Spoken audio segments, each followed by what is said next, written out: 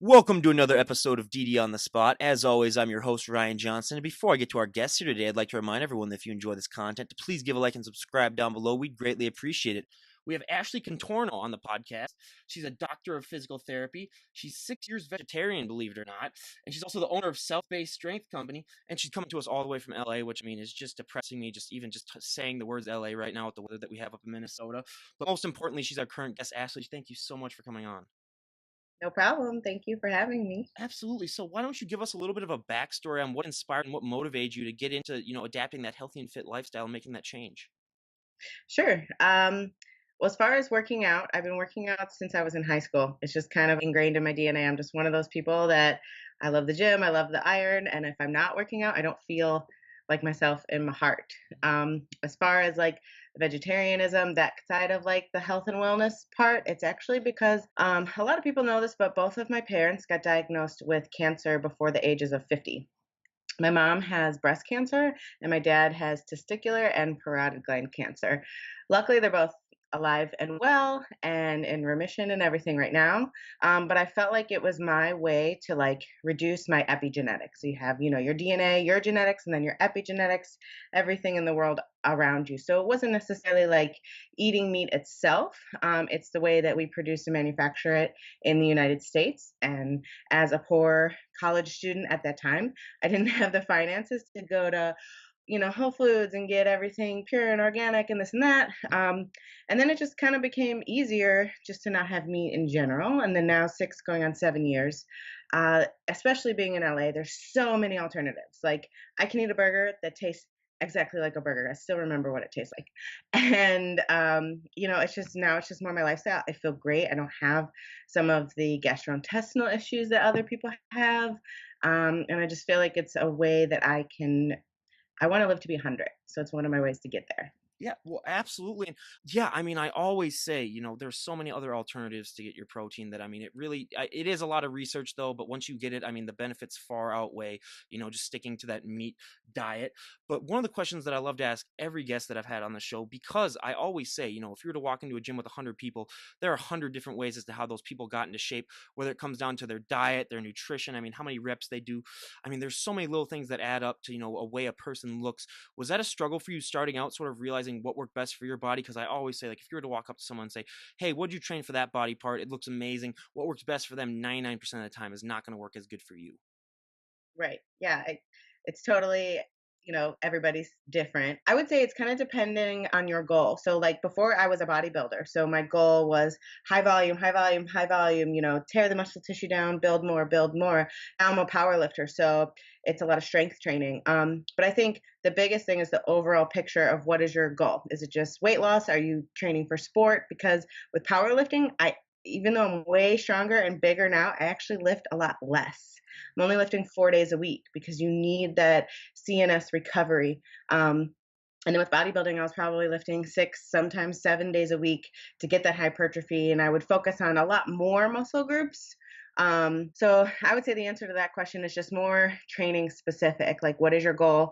Let's figure out how to best train for that goal with what kind of muscle fibers you need to be building, and then kind of what's lacking.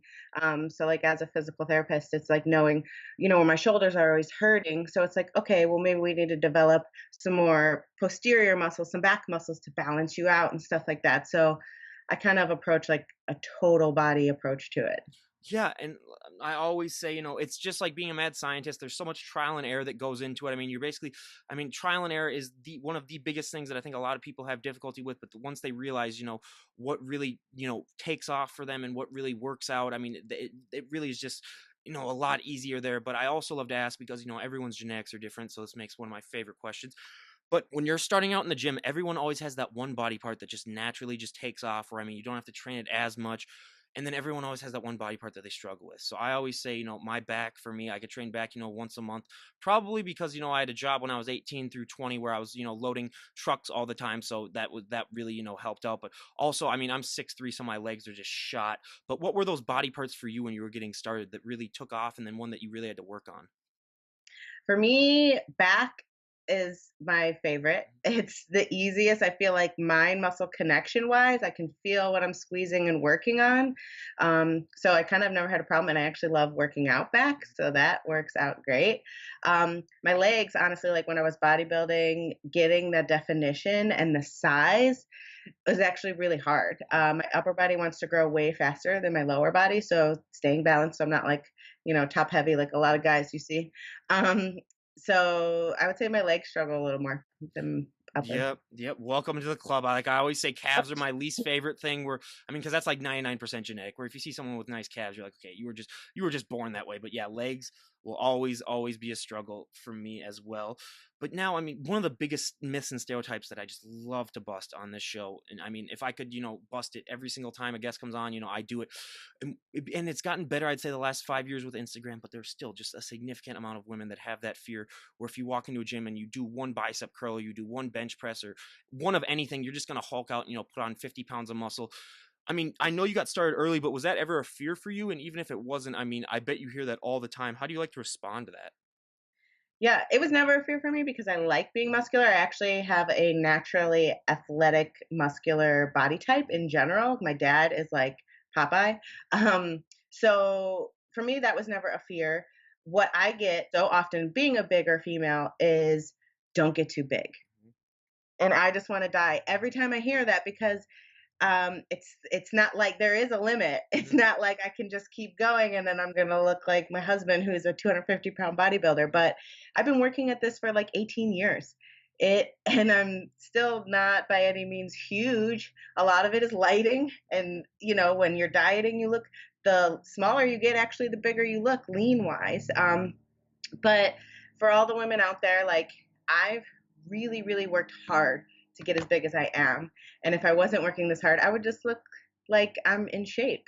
And a lot of women, I think, struggle with body issues or weight issues or they want to be fit and toned. And unless you're training for and eating for that specific look, unless you're a genetic freak, it's really not going to happen. I know I've had like one genetic freak on the show where I was like, okay, yeah, that's possible, but otherwise, yeah, it is just so much trial that people just don't realize. So that's why I always love to ask that question because yeah, if I could bust any myth from this entire topic, I mean that would be the number one. But one of the things that I love to also talk about because this impacts women so much more I think than it does men, but just the confidence boost that you get when you start working out because I mean a lot of guys they just walk into the gym like they own the place and that's just them being, whatever. But for women, just that extra added confidence boost is one of those things that you can apply to every aspect of your life.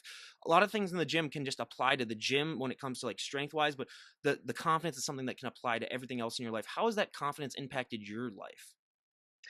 For me, it's kind of like not that I got a confidence like, oh, I look better, but when I'm competing and I'm in a competition and I want to give up, or even in the gym and I don't because I know I have a goal, I feel like I'm like, if I can do this, if I can lift 424 pounds from the ground, I can do anything. And it kind of like puts life into perspective. Like if you can push your body to the limit, you can also push your mind to the limit when you want to give up. So that's kind of how I translate it. What was your reasoning for transitioning from bodybuilding to powerlifting? Because we have had a lot of guests on here that have done that, but what was your own individual reason why you decided to do that? So when I was bodybuilding, I was like mediocre at best. But I always, personally, I'm the kind of person that's motivated by a goal. If I don't have a goal, as much as I love the gym, I'm kind of like, meh, take it or leave it. And I don't work as hard. So I did bodybuilding for like 4 years, and it's to me, it's kind of a individualistic, a little bit of like a defeatist sport where you have a mentality of you're not good enough ever, and that doesn't work well with my brain. So powerlifting, I had a friend who was a powerlifter. I did one workout with him and his like powerlifting crew. 3 weeks later, I did my first meet, and I was like, I'm in. It was like and then I think I had the biggest bench press out of the whole meet, my first one, which is kind of rare. I love the sport of powerlifting because it's a team effort. There, you can't be a successful powerlifter on your own. There's a community, kind of like CrossFit. There's a community, same thing, and it's an uplifting sport. Unless you're doing something wrong or you get hurt, you're really continuously getting better and progressing. And it's kind of a you versus you, not someone else's opinion. So that was appealing to me. And then the best part is I just so happened to be really good at it. So it helped me continue to do it after 3 years now. Being So really good at it, yeah, that really does definitely play a factor. But out of the main lifts that you do, what is your favorite lift and what is your least favorite lift? my favorite lift is bench Yeah. because I am really, really good at it. I just I feel like With we're powerlifters, I say, well, I'll ask you for your numbers at the end of the show because I don't want to embarrass anyone too early on, so that people will be like, okay, this is BS. I'm turning off right now. yeah. Yeah. So I love bench. A lot of women are afraid of bench, and I really try to empower other women. I do clinics and stuff to help people get over their fear. Mhm. Um, and then I like squat. Squat and deadlift used to be a tie of how much I hate them both. But actually, I like squat a lot more now, and deadlift, I'm getting there. Yep, for me, deadlifts too, just because being that tall, it's hard to do all that. But yeah, I mean, and that's just amazing because I mean, I've had so many bodybuilders on, but I also loved the powerlifters because it's so different. But how did your diet change from your bodybuilding diet to your powerlifting diet? Because it is a huge difference going from those two. Yeah. So I was a vegetarian a little bit while I think for half of my bodybuilding career, I was a vegetarian. And then all of my powerlifting career. So it's just, I think for me, the mental like clarity, I know a lot of women have issues with food and eating. And as someone who is recovering from an eating disorder from, I think, 12 years now, um, but it was more mentally freeing. I'm always careful about what I eat because my body naturally wants to put on weight. So just the strictness is a lot less. And I would say there's less up and downs. I'm just a little bit more consistent with my weight overall than, going to these extreme lows and then rebounding to a high. So I try to stay a little more consistent, even though after a meet, I always have like a weekend where I do whatever I want and then I'm kind of back to my normal. Yep. Well, and I love to talk about these meats too because so many people see these meats and they don't really understand what's going on because I mean, you usually see just a lot of people just they're doing their pump ups before they work out and they look like they're possessed or they sound like they're possessed too. They're putting the chalk on. I mean, for some reason, I mean, I always see those videos of like the people getting like smacked around the back. And first of all, I'm one of those Yeah. people where it's like if you smack me on the back, I'm like that's not gonna help me work out. That's gonna like I'm gonna be like I'm gonna be like, dude, you're hurting me. I'm not gonna want to like do that. But what is your own personal routine? What do you like to do to sort of psych yourself up before a lift? Do you have a set routine? Yeah, I used to be like a happy lifter where I was like, do getting under the bar, but now I feel like there's a moment that changes when the weight gets so heavy that you have to go to that deep dark place to convince yourself that this is a good idea. And otherwise, it kind of just doesn't happen and like just letting every negative thought and everything else go. So all you're doing is focusing on I'm going to get this weight. So I, do the ammonia, I get loud, I like sometimes I smack myself in the face. I'll have my husband smack me on the back, but like I just go to that place kind of enraged and I'm like, it's me versus this weight and I'm gonna win. And that's what gets me in the zone to do it. And like our powerlifting gym is super hyped and super amped. And in a commercial gym, it's a little weird when someone's doing that. Oh So yeah. we have like a culture where it's totally normal when someone's like screaming and yelling and slapping themselves in the face. So I feel at home with that. Yeah. I mean, and that's I see that all the time, and I've had a few other powerlifters on the show, and they talk about that, and I was like, yeah, I mean, whatever gets you psyched up. I mean, that was just so funny just to see that for me for the first time, but it works a lot of the time. So I mean, more power to them. But I love to ask because so many people when they see powerlifters, especially with like a move like the bench press where you see them like when they have their back arched and they're doing that, a lot of people are just like, oh, that's not like how you really do bench. Because I was also just as a football player, I was that old school mentality where it's like your back is completely flat on the bench, you go all the way down, which isn't actually you're more likely to get hurt that way than doing the way that the powerlifters do. But how do you deal with that? Because there is still a misconception that a lot of people have where it's like that's not like really how you do these lifts. Yeah, sometimes it's just like an internet troll, like you're Mhm. doing it wrong. And then I usually, respond to that person with like a smiley face. Yeah. But if someone seriously has a question, like I get a lot, like, what's that thing you're smelling? And I'll explain it. Or like with bench press, why is your back so arched? Or you're going to hurt your back that way. And then from like a biomechanical perspective, I can explain to them that you're actually incorporating more muscles. Your spine can extend a lot, just as much as it can flex. So it's completely safe. And you're going to get more, you're getting an advantage because because you're shortening the range for the lift. So those mechanical advantages, I just usually explain to people, and then they're like, "Oh, I get it," or they're like, "Yeah, you're still doing it wrong," and I'm like, "Okay, to each his own." Yeah. No, yeah. I mean, you're not going to win with any of those people, but I always like to bring that question up because so many people just don't realize that, there's a reason why people do it. They don't just do it for, whatever reasons that they want. I mean, there's a set reason why powerlifters do that work.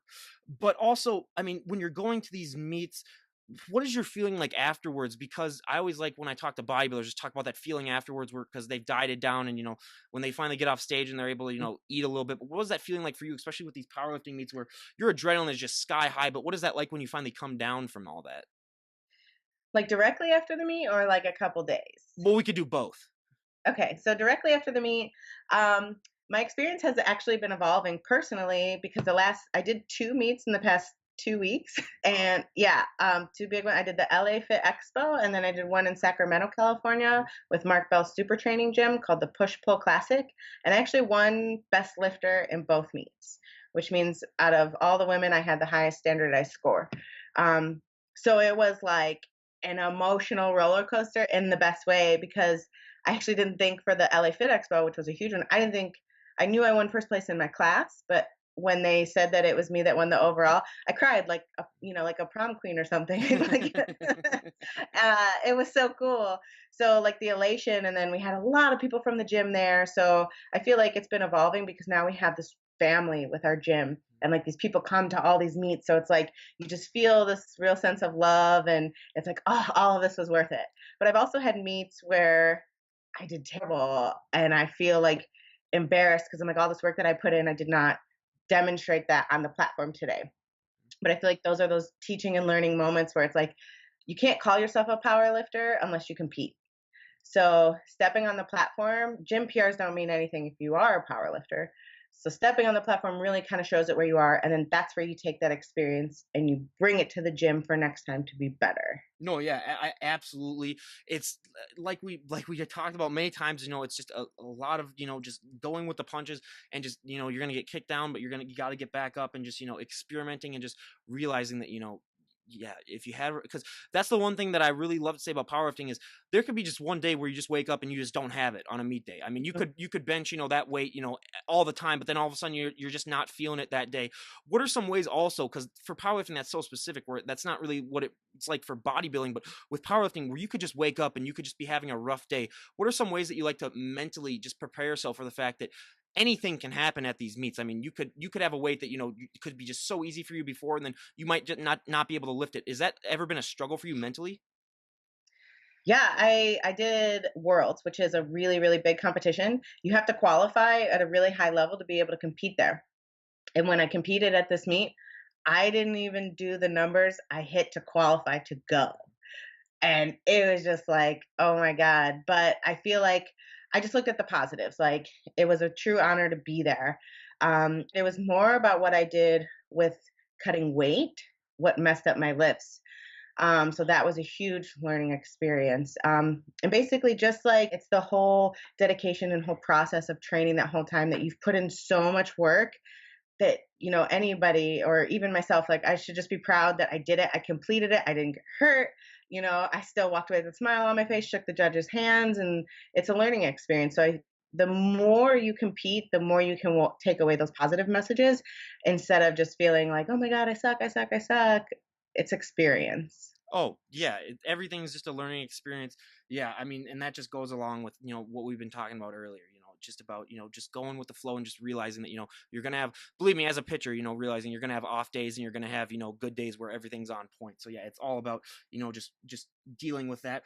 But did you always want to be a doctor of physical therapy? Was that something that you always wanted to do, or was it something that you just realized later on in life that like, hey, this is something cool that I think I'd be really interested in?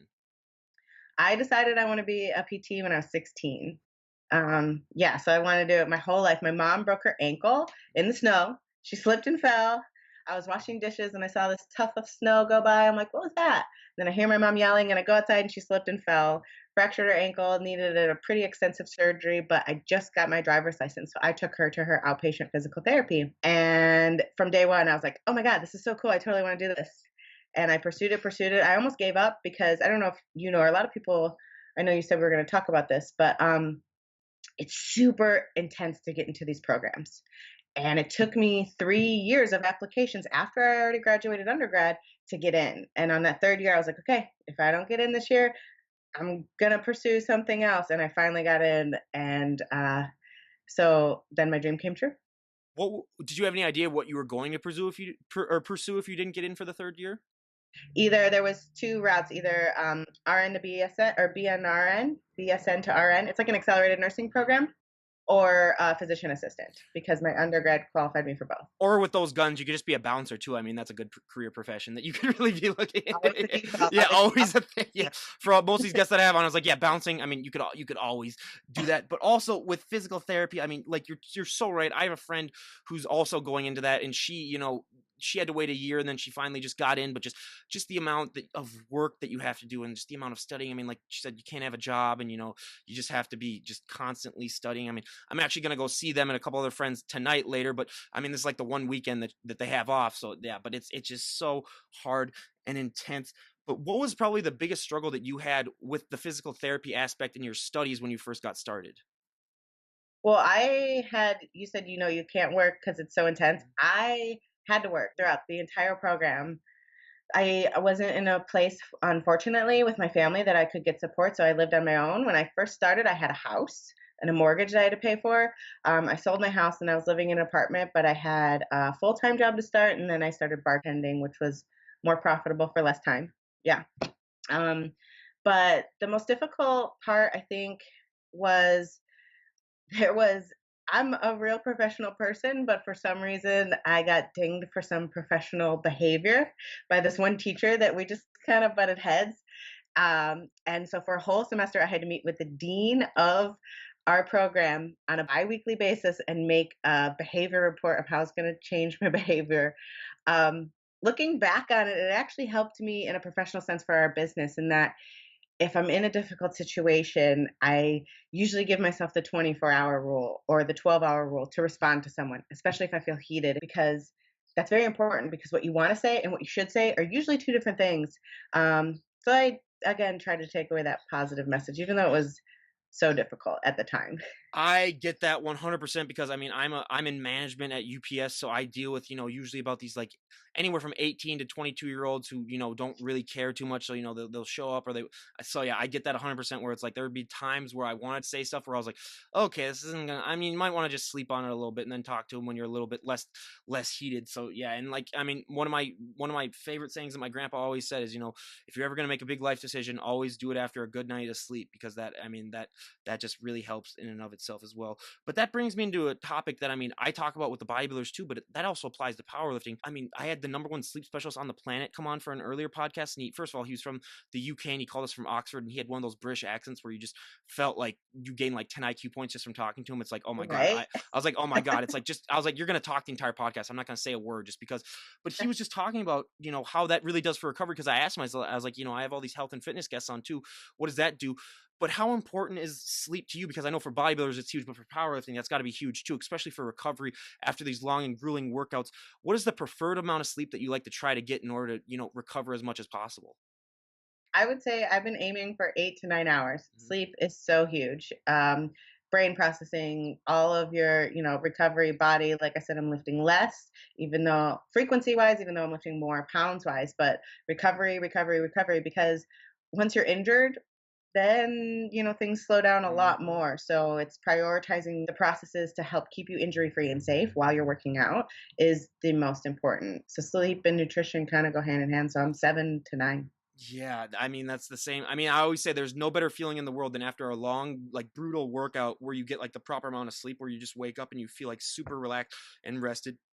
I mean, that's definitely one of the best feelings in the world. But going back to physical therapy, what would you say is probably one of the biggest misconceptions that people have about physical therapists? The biggest one is when I tell people I'm a physical therapist or a doctor of physical therapy, they're like, "Ooh, can I get a massage?" Yep. And I'm like, "Oh." And then I very, very gently or kindly try to explain to them the difference between a massage therapist and a physical therapist, because that's a certificate versus a 9-year degree. But I think the reason why it's that way is because the profession of physical therapy has progressed rapidly over the past 10 years. 10 years ago, meaning it was I think it was still a bachelor's, but it started as an associate, then Oh a wow. bachelor's, then a master's. Yeah. In 2007, it just changed to the doctorate. So So if they were already like physical therapists already that already had their associates, did they have to go back to school then and then get their bachelor's, or they just got lucky then? yeah, I work with someone who has been a therapist for 32 years and she has her associate's degree. And she probably knows more than I do because she's been a therapist for 32 years. Now, there is the opportunity for anyone who wants to transition to a DPT, which is a doctor of physical therapy. It's usually sometimes an online program, sometimes in school program. But I would say a lot of the people who are masters do that, but it's not a requirement in the field. And I mean, also being a physical therapist, I mean, you work with people that, are injured, or you work with people that, have been dealt maybe like a rough hand in life where, I mean, they might have, just problems. What is that feeling like for you though, too, just to realize that, does that ever give you extra added motivation where you're like, okay, I'm dealing with people that, aren't in the best of shape, or, have really, are really having a rough time. And then I look in the mirror and I see that, like I'm a strong, healthy person. Does that really help motivation wise when you go to the gym with your workouts, just realizing just how blessed you are as opposed to some of the people that you work with? All the time. It gives me chills as you were saying that because I think about that all the time. Right now, I work with a neurologic population, which is like people who've had strokes, brain injuries, spinal cord injuries. And it's not like it was an elective shoulder or something, or you got your knee replaced. This is stuff that people, they wake up one day and tomorrow their life has changed. And watching these people fight to get their livelihood back, it's like, what am I complaining about? Because I'm up walking around and everything's fine. What? Because I didn't hit a PR yesterday. It really humbles you. Yeah. Yeah, I mean, and that's one of the things that I always talk about that I love having. I have a lot of veterans on the podcast as well, and I love talking about that because that is one of the most humbling things too as well. Just realizing that, all the stuff that when you realize all the stuff that other people have went through as opposed to you, or other things that they've done. I mean, it just really, that's one of the best things to humble you. And like I said, and like you said, I mean, having those patients where their life just changes just like that one day, and then just realizing that, how lucky and blessed you are. I mean, that can just be so inspiring to people. But also, I mean, going back to vegetarian, so I mean, especially with a powerlifting workout where I mean, a lot of people have this misconception that you're just basically just a carb machine, where that's all you eat is carbs because you don't have the bodybuilding look. I mean, you're not like super lean and super dieted down. But I mean, with you, how is that diet? Is it gotten easier being a vegetarian on the powerlifting diet, or was it easier on the bodybuilding diet being a vegetarian, would you say? Um, oh, that's a tough question. I would say it's it's just gotten easier in general through time. Dieting is still always hard for me, whether I'm doing it bodybuilding wise or powerlifting wise. But I would say I'm just getting smarter about how I try to stagger different carbohydrate sources around my workouts, and stay with more lean things. So I still eat eggs. I'm what's called a lacto ovo vegetarian. There's all these different classifications, like a hippie, but that means I eat lactose. So sometimes I do eat dairy products, and then ovo eggs. So I eat a lot of eggs as well. Um, and I don't eat fish or anything like that. So there's still easy ways to get protein for me. Oh, and like I always say too, I mean, like tofu is another thing that we hear of all the time, and there's just so many different ways. But a question that I love to ask, especially our guests that live in such warmer climates, where I mean, as here you can see, I mean, I gain, every winter like 10 to 15 pounds of fat just because that helps you survive during the winter. You don't want to be like lean, you don't want to be super lean and then walk outside when it's negative 20 degrees and then you're just going to become a human popsicle. But has that been a struggle for you at all? I mean, making that change, because for anyone that doesn't know, you originally from Cleveland, but making that change from a cold climate to a warmer climate, has that ever been a struggle? Because when you're in LA, I mean, the weather is perfect year round, or people in LA will be like, oh, it's too cold, it's like 60 degrees. It's like, shut up, it's perfect. But and you'll get like rain like once or twice a year. But just dealing with that, constant, like perfect weather, has that been a struggle for you? Just sort of, because a lot of people when they go out there, they realize that, like, hey, I need to be in shape, like 24/7 if it's going to be like this warm outside. It's like beach season year round. Has that ever been a struggle for you, just realizing that, like you kind of have to maintain that look, especially in LA? I think honestly, when we were talking about misconceptions, I think that's kind of a misconception of LA, and that there's not like the beautiful people walking around all the time. I've lived here for 3 years and I've never seen a celebrity still. It's like, I mean, I go to, Venice Beach and some of the popular places, but it really is, when it is cold, like in the 50s and stuff, it's almost like a winter here and it feels colder than what it really is. So I would say no, that hasn't impacted me. What has impacted me more is for like 5 months out of the year, I just walking out of the house and never needing a jacket. It's a mental thing still because my Mhm, entire life it was like, okay, I have plan A, plan B, plan C based on the weather. mhm. And now it's all only based on the traffic. Yeah. Well, and plus you miss out on one of the best back workouts of all time, and that's shoveling snow. Yeah, I Yeah, know. I mean, yeah, Cardio. yeah, well, yeah, that too. I mean, I can't disagree with you on that. But when it comes to powerlifting in the LA scene, is there a big powerlifting scene down there? Because we've talked to people from all over the country, from Pittsburgh, to New York, to Chicago, and they were all powerlifters, and then we had a couple Canadians on there too. But does LA specifically have a really good and awesome powerlifting scene? It does. It's actually huge out here. There's several famous gyms, Insta famous or real life famous, whatever you want to call it. Zoo Culture, which is Bradley Martin's gym. Barbell Brigade, is another big one. There's a Metroflex. There's us. Um, the reason why there's so many enclaves of powerlifting and the scene is so big is because it's so hard to get around LA. So, 10 miles can be 2 hours Yep. depending on where you're at sometimes. So there's a lot of these gyms in this area, which does create a large culture. And it's such a dense population that there's so many people. So we've had a lot of success with our powerlifting gym, and it's because there's a big scene here. Well, and like you were talking about before, powerlifting too, along with a lot of other things. I mean, like you said, it's sort of like a family atmosphere where everyone's friends, and it's really really encouraging. And that's why I mean, I always tell people that there's always this misconception about like powerlifting where they might not be like super nice, but that's just because people just see those videos where they're amping themselves up, and you're like, oh, I don't want to run into that person at a bar or anything like that. But once Right. people realize that it's like these people are some of the nicest people you'll ever meet, and it's just such a warm and welcoming community. I mean, if there's one thing I can get out of this podcast, I mean, it would be that, because I cannot stress that enough. But talking about that, brings us into another topic that I'd love to discuss. So, what inspired you to open up, self-based strength? What's the story behind that? So, being a powerlifter in this area, my husband and I, he does bodybuilding, but we were driving to all these. We hate commercial gyms. It's just not for us. Yep. It's commercial gyms actually they appeal to the masses, and bodybuilding, powerlifting are kind of outside that big circle of the masses where generally the type of lifting that we do isn't accepted. Like we've been kicked out of commercial gyms. So we started acquiring equipment like specialty bars and chains and bands and all this crazy stuff that powerlifters use. And we would bring it literally. I had a suitcase that I would roll into the gym with my chains if it was chain day, and a safety squat bar that I'd walk in on my shoulder. And then we were driving to all these gyms, 30 minutes here, 40 minutes here, and we're working out for 2 to 3 hours plus 40-minute commute each way. That's your entire evening. And then you go to bed and you're like, oh my God, where'd the day go? It's because I only had to lift. So it was getting progressively frustrating. And then we kind of sat and talked. Well, my husband's always been chirping in my ear, we should open a gym. We should open a gym. And I'm like, no, no, no. And then finally it just got to the point where I was like, okay, let's consider it because we had so much money in our own personal equipment. We were saving to buy a house. And then we got married and we came back, and I was like, all right, I'm all in. And we were supposed to go to a vacation to Greece. And instead of going on that vacation, I stayed home, and for 2 weeks, South Bay Strength Company became. And we decided we want to do it in January, and we were opened by May. It was so fast. And there's just a huge need. And it our idea of success with the gym was that it paid for itself. This wasn't like we both have full-time jobs and lives. This wasn't like, oh, we want to, start this big thing. It was we just want a place where we can feel safe to work out. We have the equipment that we need to work out, and it's an environment where everyone is accepted, because also there is a lot of like, I wouldn't say cliques, but like there's groups in powerlifting, and you go to gyms and they have their own groups.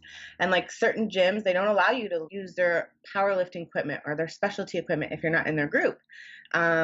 So that was like another thing where like all are welcome, everyone can come. And that's what this is about. Like we don't have these expensive things just for 5 people to use it. So it was more of like a moral thing, passion project that now turned into a really awesome place. That's so awesome. How are you able to find a space too? Because when people think about LA, I mean, everything's just jam packed, and it seems like everything's already taken up with all the people that are there. But was that a struggle for you finding a space to make the gym in? Kind of, sort of. We couldn't find a warehouse type space, which is ideally where we would like to be for our next location. We are in a retail space that we converted into a gym. Um, so we're in San Pedro. So LA is like here. San Pedro, we're like in the little peninsula. So we're not in like the downtown scene. We were looking at 3 different buildings, and we kind of were forced to get a building faster than what we wanted to based on like getting a loan, and there's all these little things of order, and the first order is you need a space and then you can do everything else. So we found a space. It just, the price was right, where it was more finding somewhere where we could afford with our own salaries if things didn't work out financially with, having clients and things like that. So um it wasn't as hard as we thought, but we've already outgrown that space. So we're just excited to get into our next bigger one. Well, and I always say, especially with the current generation, my generation, where people sometimes aren't willing to take that risk that comes with opening your own business or doing your own thing. I mean, for a lot of people, that it's I mean, and for well, I mean, I'd say for everyone, it's just such a huge decision that a lot of times people aren't able to pull the trigger on it and just say really go for it. Was that a difficulty for you? Just realizing that like just like playing like blackjack, you could win or you could lose. Was that a struggle for you finally making that decision, or was it one of those things where you're like, you know what, we only live once, let's give it a shot? Yeah, it was kind of the latter. Well, I think we had some security in the sense of knowing that there was a true need for this area. So, like business model wise, we made our overhead such that we could pay for it ourselves with our salaries. And we knew there was a need. So, even if we had to pay for like 50% of it, we could make it work. So, I would say the risk benefit ratio, we did spend a lot of money to open the gym, but it wasn't like if this doesn't work, we're financially ruined. So we kind of made like a safe, it was a safe business decision, but it also was like, we only live once, we got to do it. Yeah. And we did.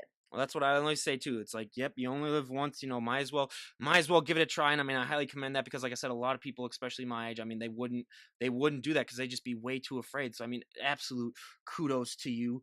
But when it comes to your gym, I mean, other than the fact that, like you said, all are welcome, like when you're talking about some of the powerlifting gyms where only the people that like belong in that group can lift the stuff, what really separates your powerlifting gym from all the other gyms really in the scene? Because that's one thing, especially when you're a business. I mean, you got to be able to, make something that's a little bit different so that it might attract more people. But when you were getting started, did you have like any things in specific other than that you really wanted to make different from other gyms, and how did that work out?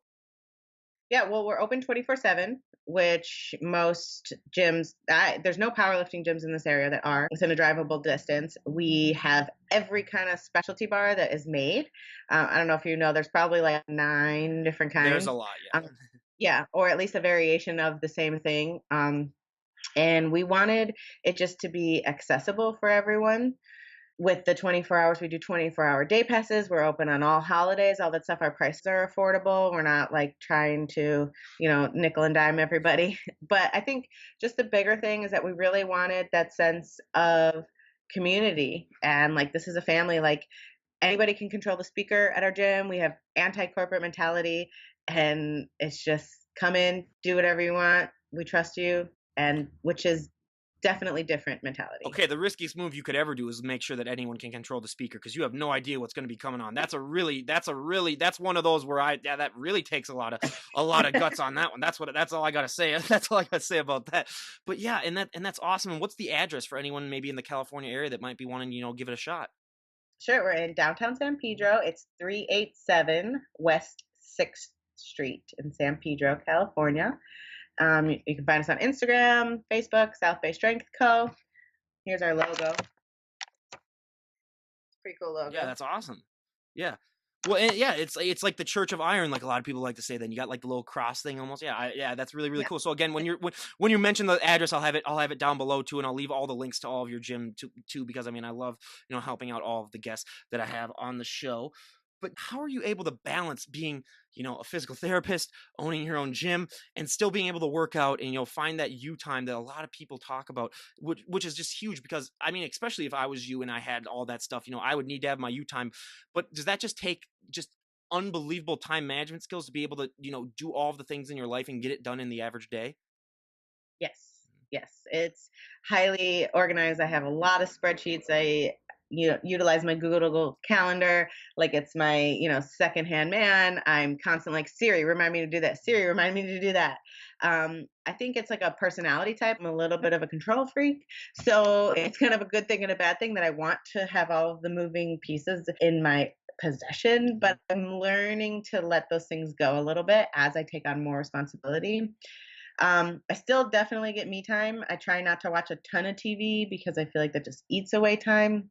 But I'm also learning how to delegate different things. Like I was doing all of the books for the gym, and that was just getting overwhelming. And now we have the ability to pay someone to do it. So it's like that's out of my mind. So kind of delegating what's necessary and what's not so that you can manage your own time. Yeah, I absolutely. I mean, I couldn't agree more. It's just time management just has to be on point, and that's one of the biggest excuses that I, especially from personal trainers, that are on. That people are like, "Oh, I can't get into better shape. I don't have all the time or whatever." And I always say, you know what? Everyone has the same 24 hours in the day. It's all about how you use it. But now, I mean, I love to ask these two questions to all of my health and fitness people that I have on the podcast. So for my first one, when I was going to college, working out and getting bigger and stronger, I mean, there were so many positive things that went along with it. The one negative thing is that you're going to get asked to move a lot of people's furniture. You're going to get asked to open a lot of pickle jars. I mean, like I always say, I'm still at home with my parents. Every time they come home with groceries, I'm lifting the car into the driveway and then the groceries. Has that been a similar experience for you? I mean, people just take one look at you and just go like, "Yep, she can definitely help me like move and lift stuff." Has that been a similar occurrence with you? Yes, every time at work, if we have patients that are like a two-person assist or a three-person assist, like I need Ashley, I need Ashley. So all the time at work, I get called on as the strong girl to help out, or if a patient's scared, they bring me in and they're like, "Feel her muscles, you'll be reassured." Yeah. Oh, yeah. Well, yeah, absolutely. And that's one thing that I really found out too, is that especially when I was at bars, I mean, I've lost a little bit of the muscle because I've had to like they said, the time management, but I still work out. But just random drunk girls coming up and starting to like feel my arms, and they'd be like, "Oh my god," they call their friend, they'd be like, "Come check this out," and I'd be like, "Oh, that's just my arm right there." But like I always say, I was so vain back then. I'd pump it up a couple of times for him just to just to let him enjoy it. But yeah, and also getting asked to arm wrestle, that is another thing that I just all the time I just ask. But especially being a power lifter, like I'd always tell them, I'd say, first of all, that's not the number one thing to test for strength. Let's go and do like a military press off in the gym or whatever, and then we'll see like who's best at that. But and I mean, that it's extra worse being a power lifter too, because a lot of times with the bodybuilders, if they get asked that, people don't realize that a lot of it is aesthetic, where they don't have necessarily the strength that powerlifters have. Where if it's a powerlifter, it's like, yeah, you probably can lift all this stuff that you're getting asked to do. But yeah, I also, like I said, like I always say, I'm not blessed in the fact, well, I mean, there are a lot of blessings of being 6'3", but one of them is that you're, even if I didn't have any muscle at all, I'd be assumed to do favors like that for people. So yeah, it's definitely something that I've really had to adjust to. But now my favorite question that I love to ask all of our guests on the show: when it comes to clothes for fit women, I mean, fit guys have their own problems, but fit women, I mean, I always say, if you have big, broad shoulders, I mean, dresses aren't your best friend. Jeans are another thing that we hear of all the time, where, I mean, because you're supposed to have, if you have big lower body and a small waist, they're not going to work as well for you. But what are some ways that you have found to sort of compensate for the fact that your clothing options can be severely limited? I basically wear gym clothes or scrubs, and that's about it, which is nice. When I do dress up and go out, I'm wearing like dressy like type stretchy leggings because I do have such an incredibly hard time finding things that fit or that are comfortable and stay up on my body, just like you were saying. There is a brand, it's actually based here in LA, called Fran Denim, and I don't know if you've heard of them. Yeah, they're made for, the more athletic type, and Fashion Nova actually is pretty new. They have all different kind of dresses and things like that, kind of for women that have that small waist, bigger lower body figure. So it's kind of nice that there are more companies that are creating more options for women. But I just spandex is my best friend. Yeah, That's that's kind of my that's that's MO. one thing that, I mean, we hear so much. And again, anyone out there who's like looking to make a multi-million dollar amount of money, I mean, get into that, because we have so many people that are looking into it. But now I love to get a little romantic here, because any of our guests that have been married or or engaged, I always love to ask, so how did you and your husband meet? Well, that's a funny story. All right. We met in Las Vegas at a pool party. Yeah, I was living in Arizona. I was a traveling physical therapist at the time, and he lived here. He was there for a bachelor party, and I was there. I actually wasn't going to go, but my friend from Ohio already had bought the ticket. So I felt obligated to go. And it was just like this chain of events that led us both to the same place. So ironically, and my now husband's friend goes, "Hey, you're pretty buff. My friend, he's pretty buff. You guys should talk." And we did. And we ended up like parting ways at the end. And it wasn't that nice because he was kind of getting a little horn doggy on me. And I was like, "All right, bye bye, guy." And like a week later, he messaged me and he's like, "Hey, I really can't stop thinking about you. Is there any way I can come see you?" And I let him, like 3 weeks later, we texted and we FaceTimed and we talked, and I let him come out and see me, made him get a hotel. And then we ended up dating at the end of that weekend, and we did long distance for 4 months. And then I moved here. I mean, and that's awesome. And I mean, just hearing those stories, I mean, really just makes me think that, fate. That's just so ironic that, I mean, you didn't want to go to the party, and then just all, when you really think about like all the things that happen just to even meet another person. I mean, it really makes you wonder about some things. But yeah, and that's so awesome. And how did he propose to you? What is the proposal story? So like 3 or 4 months into dating, I wasn't even living with him yet. I was still in Arizona. Bought a vacation together to Punta Cana on a mutual credit card that we opened together. It's like pretty crazy, pretty fast, and it was a super expensive vacation, like $4,000, like huge commitment. Yeah, and it was like this. It was like the Grand Bavarian. It was the nicest resort where we had our own personal butler. It was crazy, and we were walking on this like little walkway, and he thought it was the perfect time to propose. It was like nighttime and it was all lit up. It was like very romantic and beautiful and perfect, but it was very cute because he got us the Quelo rings, like the little rubber rings, and he didn't realize that only the woman gets a ring, so he got one for himself, which is so cute. And then at first he thought he was going to give them to each other as promise rings. And then in the heat of the moment, he's like, no, I want to propose. So he got down on one knee and he proposed. And it was really cute and sweet. And then so he had a ring the whole time we were engaged, which I think is so cute. Oh, that is absolutely hilarious. But you mentioned before, I mean, he's a bodybuilder and you're a power lifter. Is it ever difficult or strange to sort of, because they're two different types of, they're almost two different lifestyles, and they're two different, especially like ways of eating, they're two different ways of training. Has it been difficult for you guys, especially with like the food that you might have like on the shelf, just not being tempted, especially for him, I'd say, to be tempted, to eat a little bit more? But also, I mean, has it just been a struggle for you to just have these two different lifestyles and still be together, or do you guys enjoy it that way? I would say it's easy on one hand and difficult on the other hand. Easy in the sense that we both 100% understand our crazy lifestyles. Like people always ask us, like, "Why are you doing that? Don't you just want to like go out to eat? Like, why do you have a container?" Like some people just don't understand that this is our lifestyle. 100%. We don't have a sit down dinner. Like we're each always eating out of containers, and food is not necessarily like our mainstay of our world. And we both understand that there's like a lot of sacrifices we have to make each for our sport, especially when we're preparing for a competition. So that's like that side of it. The hard side is that there is a lot of differences with like our personalities, and his building's way harder in my opinion. With the strictness, the regime, all of that. Like he's preparing for a competition at the end of March, so he's getting close to it, and it's just like he's eating less than I am, and he's a 250-pound man, so he gets a little cranky. Sometimes I get a little cranky, and sometimes we butt heads, but at the end of the day, we come back together and realize like this is temporary. We love each other. We're gonna get through this. And I would say temptation wise, we usually don't keep like shitty food in the house anyways because of that. So, and I try not to eat like as much as I can, like a big juicy burger in front of him, but he doesn't have as much problem as that as I do. Yeah. Well, I was gonna say, yeah, especially with the crankiness that you can get, especially with the prep life and stuff, it can be hard when dealing with that. But now we go to our audience here at my personal favorite part of the podcast, a little questionnaire where we're gonna ask Ashley about a dozen or so health and fitness related questions, sort of a getting to know you that we ask all of our guests, and see how our answers stack up to everyone else we've had on the show. So for our first question, what is your go-to workout song at the moment? Ooh, at the moment, it's actually that Cardi B song. I like it like that. Yep. Yep. That is that. Um, Yep. That's going.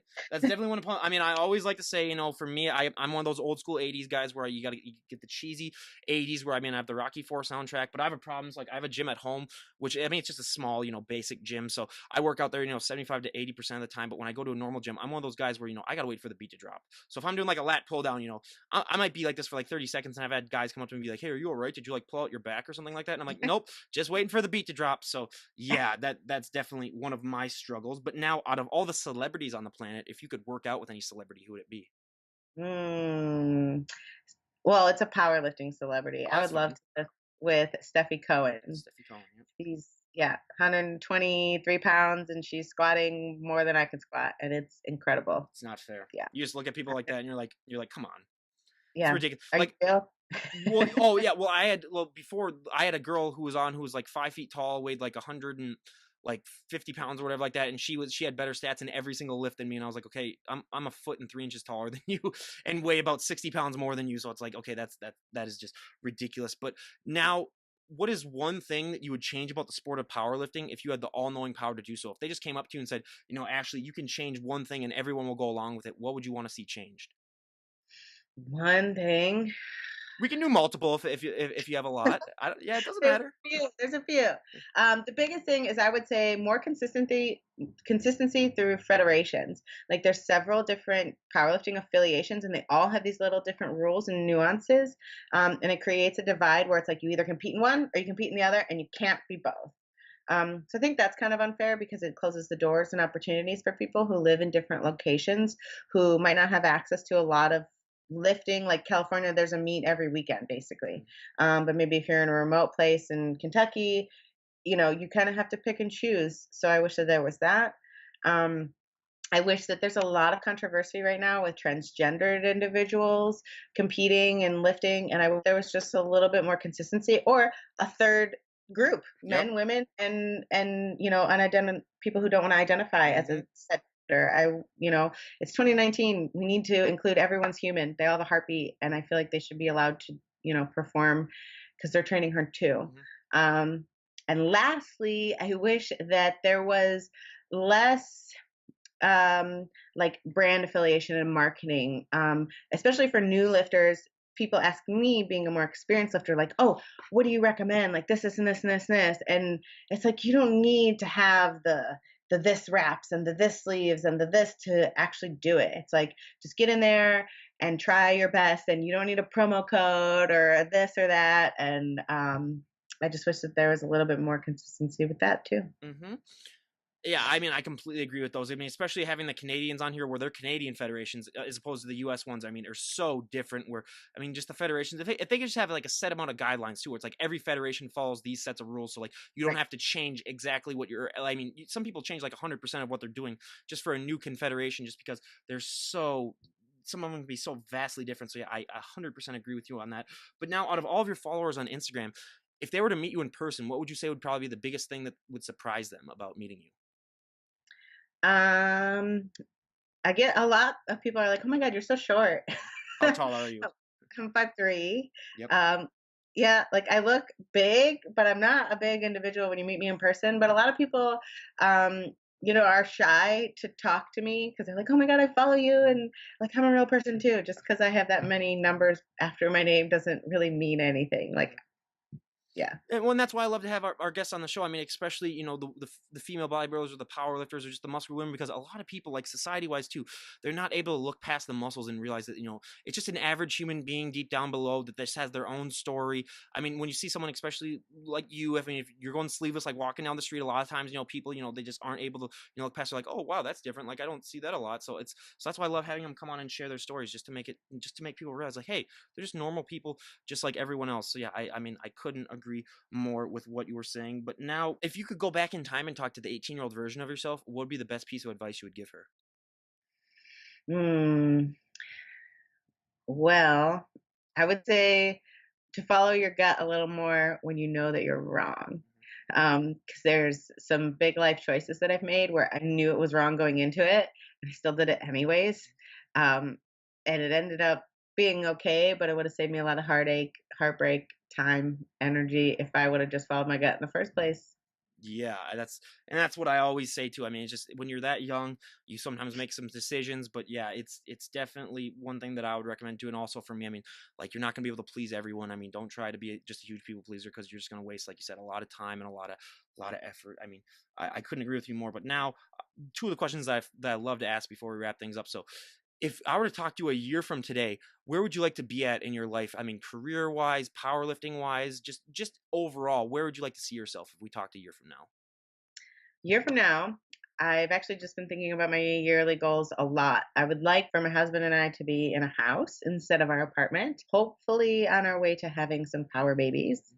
And I would like to be working part time so that I can We talked about time management and busy so that I can be dividing my time successfully between the business and my physical therapy career and kind of blending them so that I still have my me time. Because I do train online clients and that's growing. So I'd like a little bit more of a balance with that. Yeah, and honestly, we wish you nothing but the best in that. And I know you said that you just competed in some powerlifting meets, but are there any meets in the future that you have a date set of when you're going to be going next?